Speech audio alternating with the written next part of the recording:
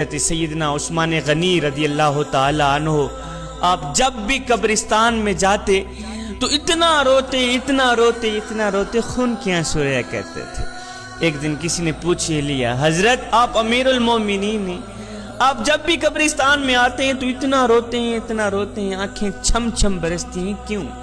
تو حضرت سیدنا عثمان غنی رضی اللہ تعالی عنہ نے فرمایا، بھائیو جب میں قبرستان میں آتا ہوں،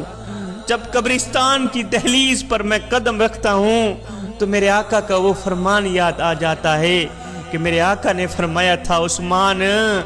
قبر آخرت کی منزلوں میں سے پہلی منزل ہے، آخرت کی منزلوں میں سے پہلی منزل ہے، اگر یہاں نجات مل گئی تو بعد کے سارے مراحل آسان ہو جائیں گے، اگر یہاں نجات نہ ملی تو بعد کے سارے مراحل دشوار ہو جائیں گے۔ میرے عثمان قبر آخرت کی منزلوں میں سے پہلی منزل ہے۔ جوانوں جب بھی قبرستان میں گیا کرو تو رویا کرو، فکر کیا کرو اپنی آخرت کی، قبر کی فکر کیا کرو۔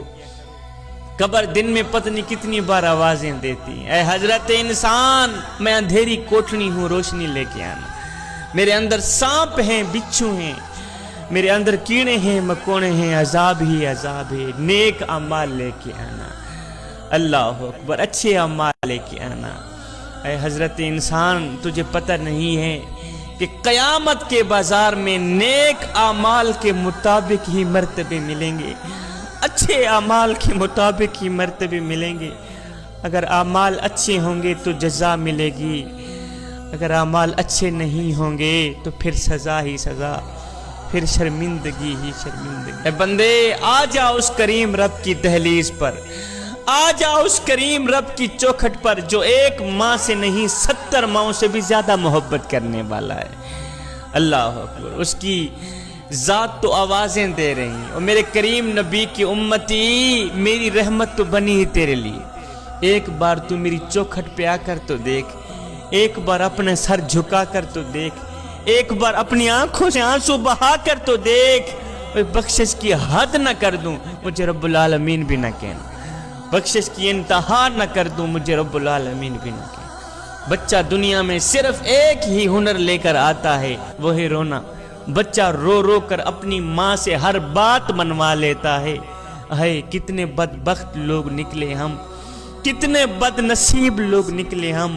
کہ ہم رو رو کر اس اپنے رب سے اپنے گناہوں کی بخشش بھی نہ کروا سکے جو ایک ماں سے نہیں 70 ماؤں سے بھی زیادہ محبت کرنے والا ہے۔ اے حضرت انسان تیرے اندر یہ جو میں ہے نا، میں اسے نکال دے، اسے ختم کر دے، اس میں کو مار دو، نہیں تو یہ تمہیں مار دے گی۔ تم لوگوں نے اپنے اندر یہ جو شیطان بٹھا رکھا ہے نا، اس شیطان کو نکال دو، اس شیطان کو گرفتار کر لو، نہیں تو یہ تمہیں گرفتار کر لے گا۔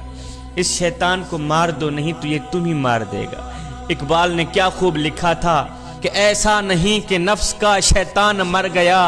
شیطان تو ہے زندہ، انسان مر گیا، سجدوں پہ سر جھکانے کی فرصت نہیں رہی، مومن کی روح میں بسا مسلمان مر گیا، مسجد تو پکی بن گئی اور شاندار بھی کچی ہیں، رب سے چاہتیں ایمان مر گیا، حیرت ہے تیری قسمت پہ اے اقبال، پیدا ہوا تھا خوشنما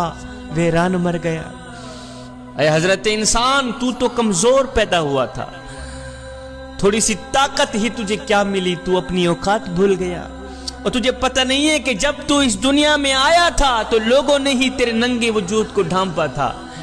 اور جب تو دنیا سے گیا تھا، مرا تھا، تو لوگوں نے ہی تیرے ننگے وجود کو ڈھانپ کر تجھے رخصت کیا تھا۔ تو غرور کس بات کا کر